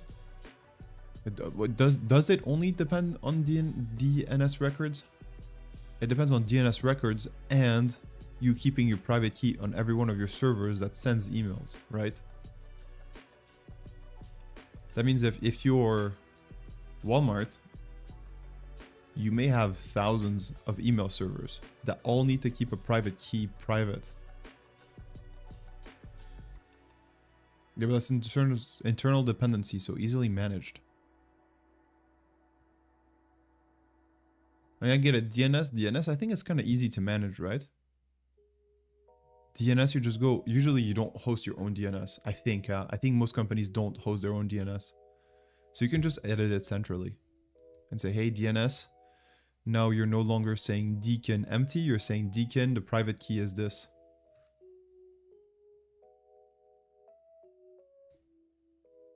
DKIM, excuse me, I say dkin, but it's dkim. So that's the easy part, but the hard part is probably when you have to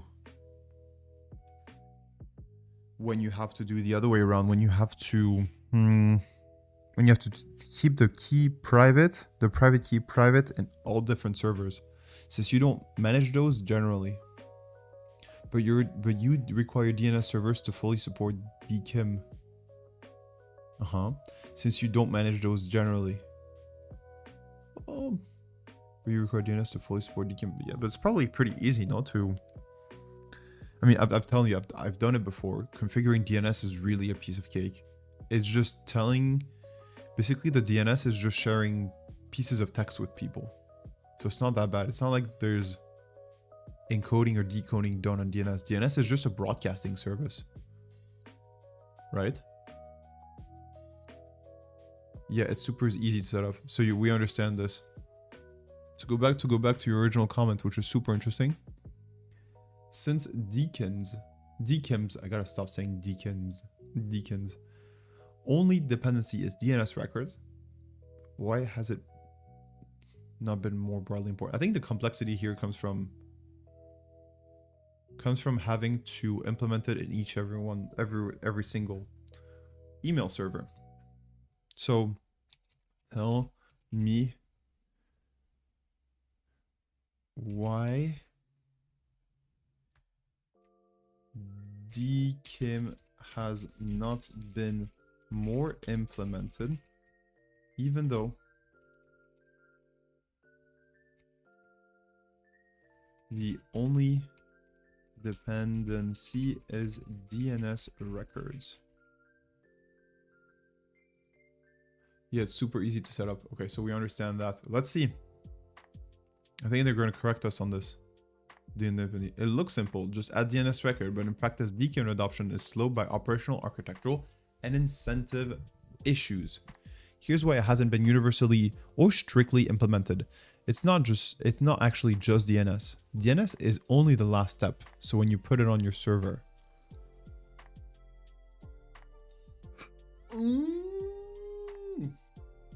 folks, I just remembered from when I set up my email server, because I have a few email domains. I have a few of those. What happens is when you sign up onto Google, there you go. What happens is when you sign up onto Google, they're gonna give you a dkim public key that you need to put into your DNS. Does that make sense? They're gonna be like, yo, world, use this public key to decrypt all of my messages and make sure that they're mine. So Airbnb Beacons got it. Nice, Airbnb Beacon. Thank you for joining us. I think it's your first messages, no? First time chatter. Could it be?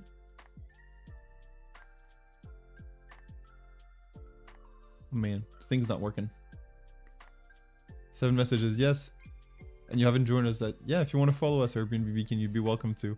We've been, we're your cyber doctor, and we're on a journey for 1,000 days to become a cyber hacker, master hacker. Yay, and you did follow us. Thank you very much, Airbnb Beacon.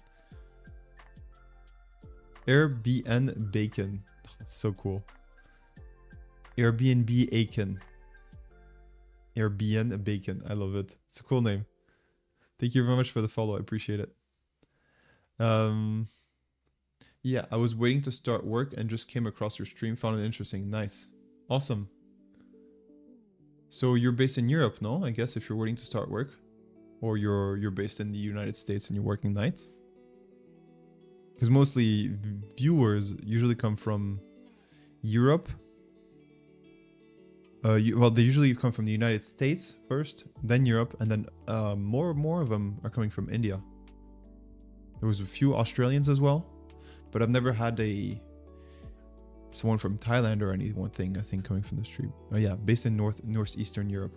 Northeastern Europe. Alright, I'm gonna take a wild guess. Lithuania.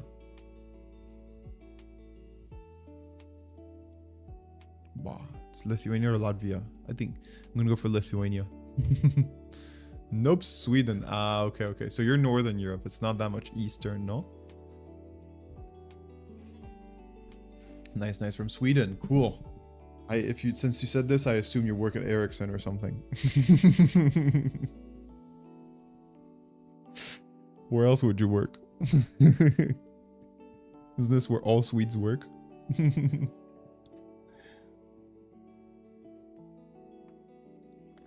Ah, self-employed actually. Are you in cybersecurity?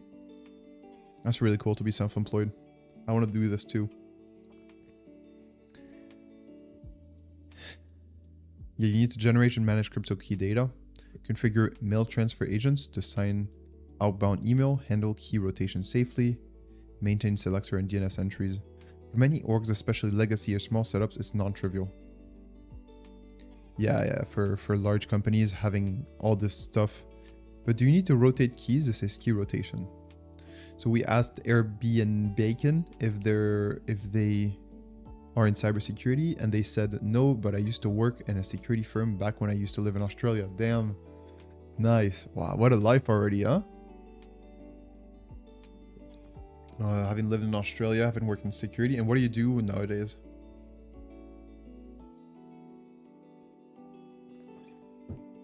Can't complain. Nice, man. And yeah, what are you up to nowadays? As being a self-employed, probably something in IT, no?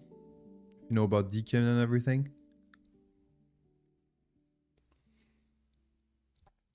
Complex email ecosystem breaks assumptions. Modern emails in just one sender, one server. You'll often have SaaS senders like CRM and marketing tools, ticketing systems.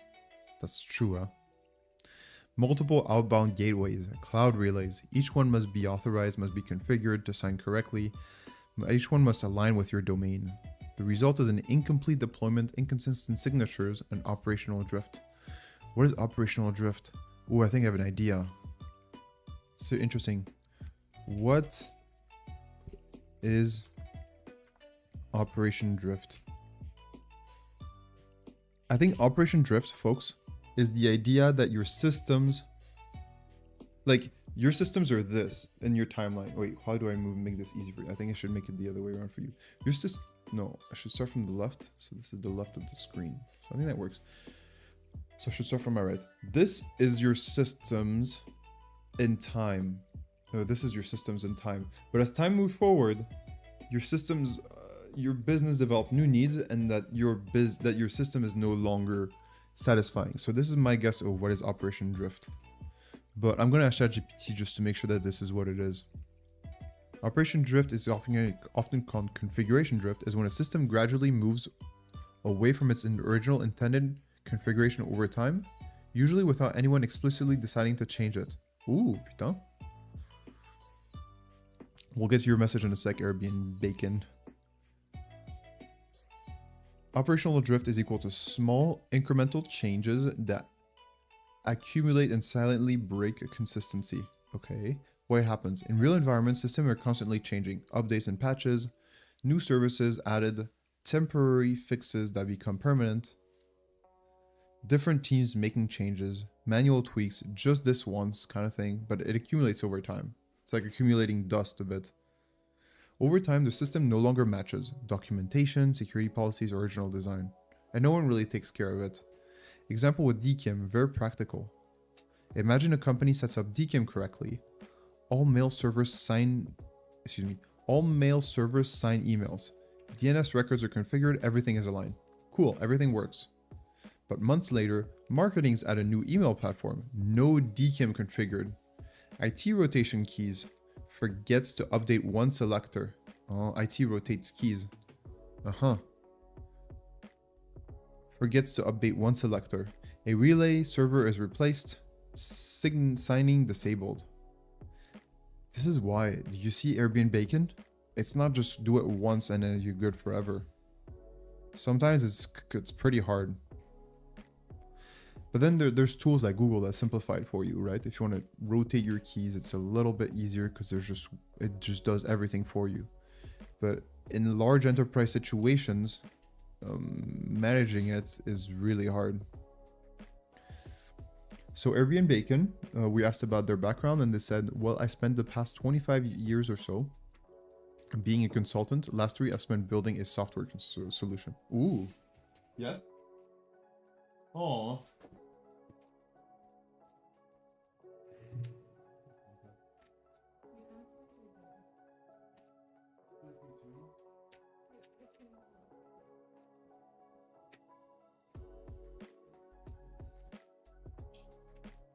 Have a lovely day.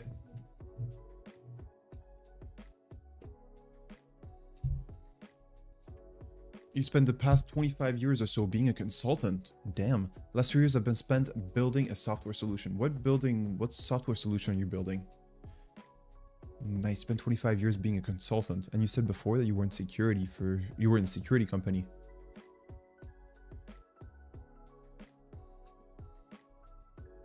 You made a tool, sorry Wrench, I missed your message.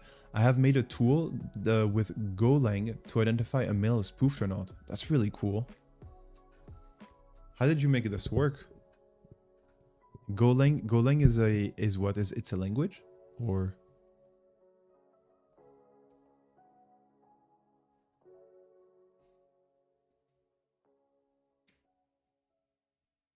so you used to work for a cybersecurity company, but probably as a consultant. And Airbnb Bacon is explaining us what operational drift is. It's simply how companies imagine work is being done versus how it's actually done. So it's this gap, right? System operational drift just mean that the systems are implemented, configured, etc., and it does not match how the flow of work is actually being executed. I've had to deal with this in part of ascending technical debt. Woof. So what you're saying here is technical debt is intertwined with operational drift.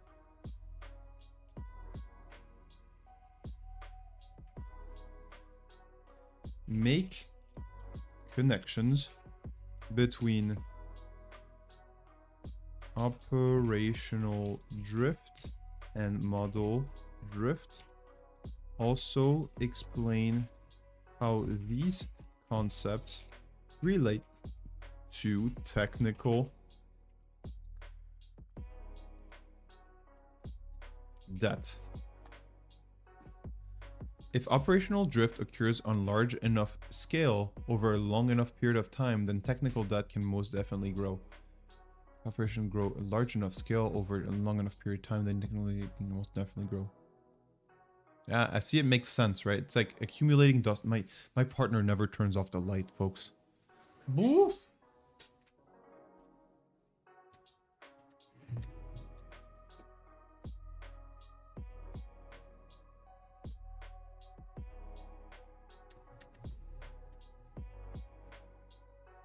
She also left the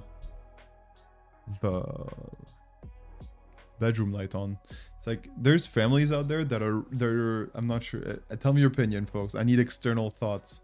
There's families out there that were raised with the idea of And you see by the red wrench, this is what you're seeing here. When you're on the free model, you see, responses will be less powerful until your message resets at 5:37, which is in 4 hours. There's two types of families, those that worry about electricity costs and those that do not that much. And my family worried about electricity costs all the time. Like, hey, we're going for lunch. You should turn off the computer before you go for lunch because otherwise it's going to be sucking up electricity while you're having lunch. And oh, you left your bedroom light on. That's really bad. And then there's families where this was never an issue. And then you have this result. People just leave the light on in the hallway, in the rooms, and they do this at her family as well. It's like a whole family thing. Did you ever notice this as well? And which part of the family were you from, folks? Were you in the family that was super tolerant, like, oh yeah, you can leave the light on, or were you one of those that were like getting judged and punished for leaving the light on or leaving the computer on? You had to turn off the computer screen too. Jeez. There's really different ways of educating. All right, so let's see the difference between operational drift. While you type in your answers, let's see the difference between operational drift and model drift. So operational drift is the changes to the system itself. Configuration infrastructure integrations drift away from the intended state. DKIM particularly configured across services. Security rules inconsistently applied. Okay, so this we understand, right? Now Airbnb Bacon is telling I was in the early age, very much lamp is on forever camp. Later, when I had to pay the bills myself, I quickly became invited to the other camp. Nice. That's really good. Well, that's really good. I don't know. And your parents never put you in trouble for leaving the light on? Lamp is on forever camp. Now you paid for it, you're like, actually... I think even when I'll be rich, I'll, like, you know, if I ever make plenty of money, I think I will, eventually. I'll still be like, turn off the lights. It stays deeply ingrained in you. No, not really. It wasn't that much of a cost. Remember, I'm rather aged. Yeah. Well, what? Does that mean that when you were a kid, it was less expensive than it is nowadays? Is that what it means? Lights has got more expensive over the years? It wasn't that much of a cost. Most definitely. Really, it has increased? I didn't know. Extra charges. Today you can be expected to pay between 50 and 150 euros per household, no? Or you worked in Swedish crowns, in SEK, SEK, and I think it's like 1 per 9, so about 1,000 SEK per month. It's kind of weird saying SEK. I don't think anyone says it like that. Swedish crowns. And model drift is the idea that environment changes, not the model. Okay, so there's a kind of a difference here, huh? The environment changes, not the model. The model becomes less accurate because reality has shifted. For example, fraud model trained on 2023 behavior. Attackers adapt, model becomes less effective in 2026. Nice. Aspect, what changes? System config real-world data problems. What stays static? Intended config model assumptions. Intended config model assumptions. Okay, so it's very different. They reinforce each other. In modern systems, especially ML-driven ones, they combine operational drift, data pipeline changes. So hey, we need to move how this one works, and it makes the system less performant overall. And then there's feature engineering inconsistencies.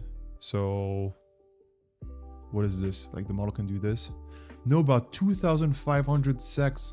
Holy moly. Holy moly. 250 euros electricity bill. Do you have a mansion that you need to heat? Are you living in a castle? Do Swedes live in castles?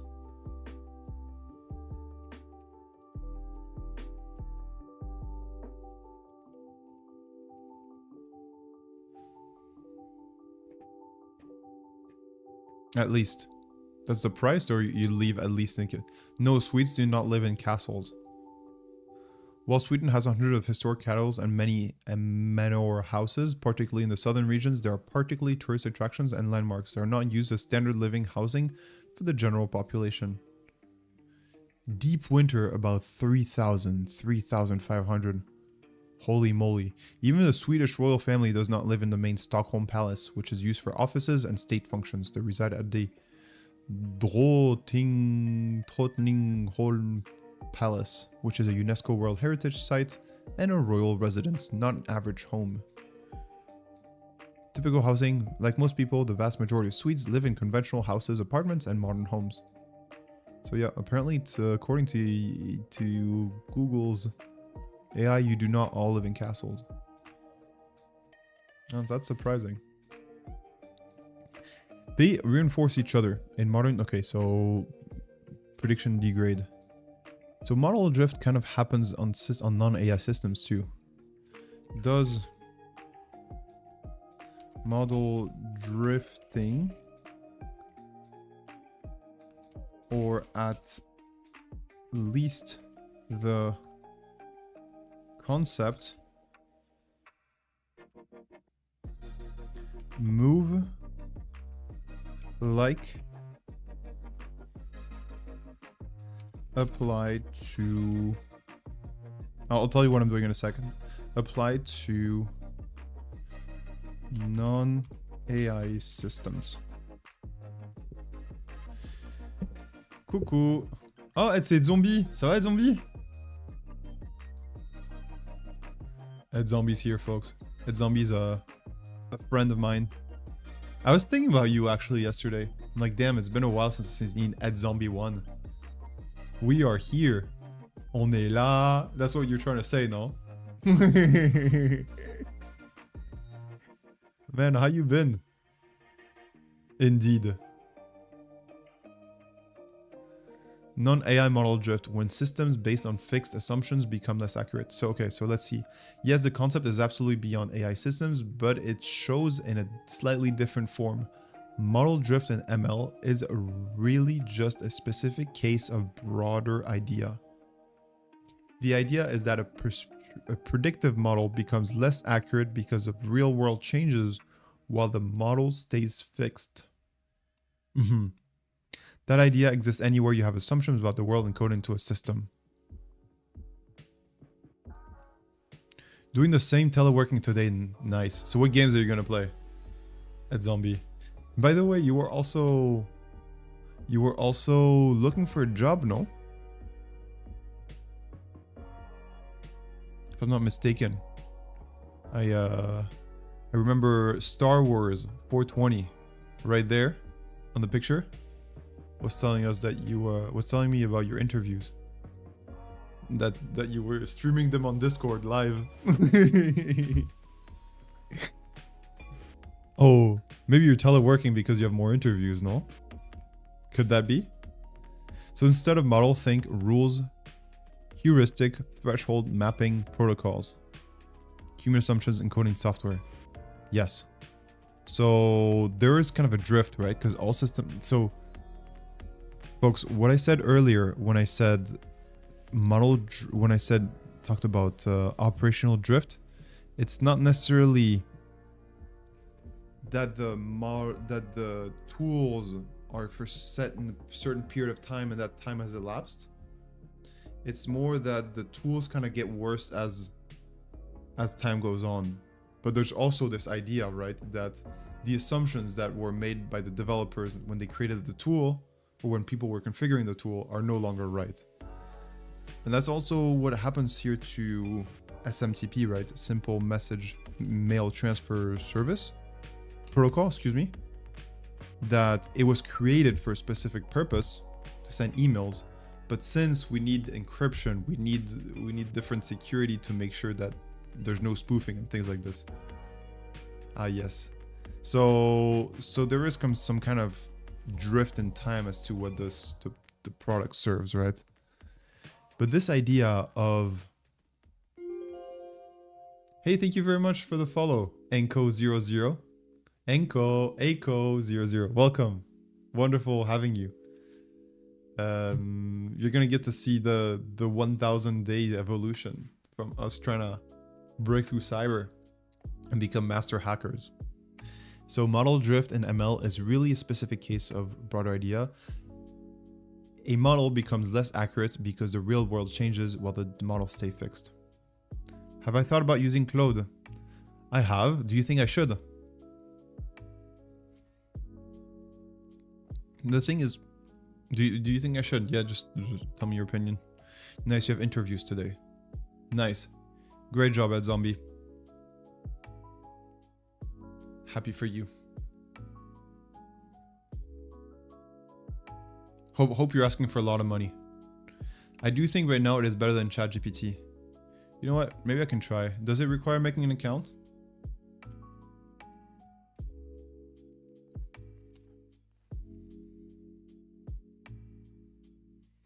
For those that don't know, folks, Ed Zombie, well, I don't think anyone knows, but Ed Zombie works as a data engineer. So he knows a lot about pipelines and stuff like this, data pipelines, stuff like this. Probably pretty familiar with the idea of model drift and stuff like this. At least for code and assistances. Yeah, this is kind of what we need it for. Sometimes we ask it for code. It's true that ChatGPT is better for writing emails and stuff, right, Ed Zombie? For dealing with text, but for explaining things, you know, we've been very happy with ChatGPT, so maybe Claude can be a little bit better.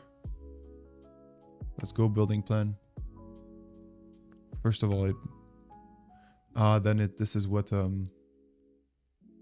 runs once. Meet Claude pricing. Let's check out what we can get here. API Pro Max Teams. Let's do Pro. Pro's probably like 20 bucks, which is survivable. You do have the payment version. Jeez, that zombie. You're a premium boy. Oh, you probably have it with your work, no?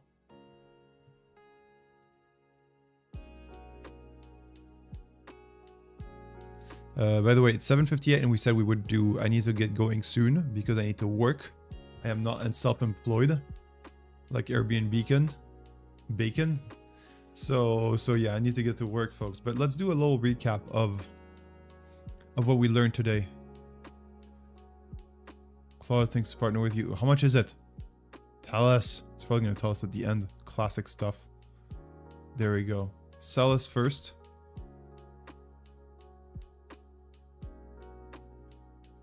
$5 or 20 times more usage than Pro. Higher output limits for all tasks. Co-work includes Claude Code.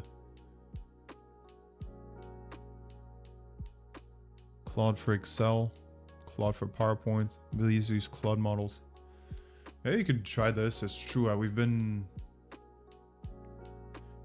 stuck on ChatGPT for a while. Maybe we can try Claude for once. A zombie might be right. Yes, nice. You have the payment version. Is it worth it? Because I have ChatGPT Premium at my work, but I'm not using it here, obviously. That would be very stupid, using it on stream. For hacking? I would get flagged as fuck. You do like it. Nice. So, folks, your cyber doctor needs to get to work. Because, need to pay for rent, need to pay for food. So, I'll do a quick rundown of what we learned today. I think the biggest learning for me was about these three defense mechanisms, these three defense options. How do you call them? These three patches. Okay, the main learning is that SMTP, so the Simple Mail Transfer Protocol, which is used for all email communication, is not safe by default. Basically, it was never built with the idea that people would try to hack each other. Which is silly now that we think about it with a bit more information about the future. At that time, like the 90s, the 2000s, the 2010s, the 2020s. But back then it wasn't a thought that people had. So we needed to insert patches to make this more secure. And when I say insert patches, it's very different from having to say, hey, let's redesign SMTP and make it more secure like we did with different protocols. Like for instance, there's protocols out there that they're just the same thing but with S. Like for instance, SSH is like secure shell, but you also had the basic shell before, so now there's secure shell. But we didn't do this with SMTP. I don't think so. So we had to patch SMTP to have defense mechanisms, and so we had to insert SPF, which is basically saying, hey, I'm Coca-Cola, and here's the IP lists of all here's the list of all IPs that are allowed to send emails on my behalf. If it's not from this IP address, it's not from me. So pretty powerful stuff. Then you have DKIM, and DKIM basically says, hey, this is my public key, everyone. If you decrypt the email and it's readable using this public key, then it really comes from me. If you don't, it's not from me. And then the last one, D mark, is all about indicating what to do. I think this one I'm not sure about. I think it's about indicating what to do in case you find a message that does not correspond to the previous policies. Do you want to quarantine it? Do you want to delete it? Do you want to do nothing about it? These are the three things that you can do. Now, these security policies, these security things, I find it fascinating. Guys, I love cyber. I don't know if you can tell. But these things are suffering from operational drift, where you make one exception, the system is not necessarily super well maintained, there's different things that move around, the organization creates new features and stuff like this, and the system that's supposed to be secure now all of a sudden has some laws where DKIM is no longer applied to certain things, and you say, yeah, you shouldn't accept anything that doesn't have DKIM or that doesn't respect SPF. So it becomes a mess, let's say, in practical terms. And yeah, this is what we learned today, folks. And we also learned about the different ways of hacking, the different methods we can use for hacking. And so, folks, yeah, we did a lot of questions here as well. So we're halfway through the room. And tomorrow, folks, we're actually gonna write an email. Tomorrow is when we go to the end here, and we're gonna have to actually write an email we're gonna have to write an email, physically write an email, I think, and try You Got Mail room. Oh, maybe not. The phishing. Okay, no, this is not the phishing. You Got Mail. So we're gonna do You Got Mail. I don't know. We're gonna finish this room, folks, and learn about. I want to learn about DMARC. What you working on, Louise Fitness? Louise Fitness. Are you in fitness? I guess so. Louise Fitness, welcome. We're your cyber doctor, and we're doing cybersecurity stuff. And we learned today about DMARC, DKIM. Why are you wearing a lab coat? Because I'm your cyber doctor, Louise Fitness. It's what we do. We wear lab coats. It's to protect ourselves from lab environments. We are in labs. Do you know anything about OSINT? Yes, I know some things, not too much. I'm not really a specialist in it. Why, Louise? And Louise, you're coming at the end of the stream. We're gonna have to get going for work. But I do appreciate you coming by. It'd be lovely to have you. We stream every work week from Monday to Friday. So, yeah, that's the definition of a work week when you think about it. We stream then from 6 a.m. to 8 a.m. in Paris time. So if you're in the US, specifically New York, that is from midnight to 2 a.m. So yeah, I'll give you a follow. Awesome. Thanks for following, Louise Fitness. Are you at all interested in cybersecurity? Yeah, thank you for following. Appreciate it, Louise. Are you at all into cybersecurity or just fitness? Do you have a channel as well? If you don't mind, I'm gonna check. Do you mind if I check here? On Twitch? And let's see, do we have anyone here from the info? Let's go overall chill. Do you mind if we look you up on Twitch? Oh, you do stream. Nice, Louise Fitness. I find it interesting, but I'm not in cybersecurity. Ah, nice. Same for me with fitness. I love fitness, but I'm not in it. No, you don't stream. Ah, okay. You do fitness. Okay. So you just like fitness, I guess. You're French. Yeah, you can hear it, no? Yeah, it's hard to hide. It's hard to hide. Folks, InfoSec stream's not really working. How many viewers do we have? Just to know. Search your cyber doctor. Your cyber doctor is live. I'm live. Nice. Let's see if we're like more than 5, maybe we can raid. Kind of good person. How many are we?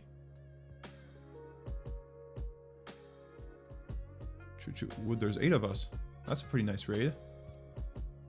Your English is really good. Thank you. I appreciate it. Louise, are you French? You have a French name. Your English is really good. Thank you. Oh, I don't know what to do. I'm just gonna look at cyber. If we find someone that like is streaming cyber, we can raid them. Cyber.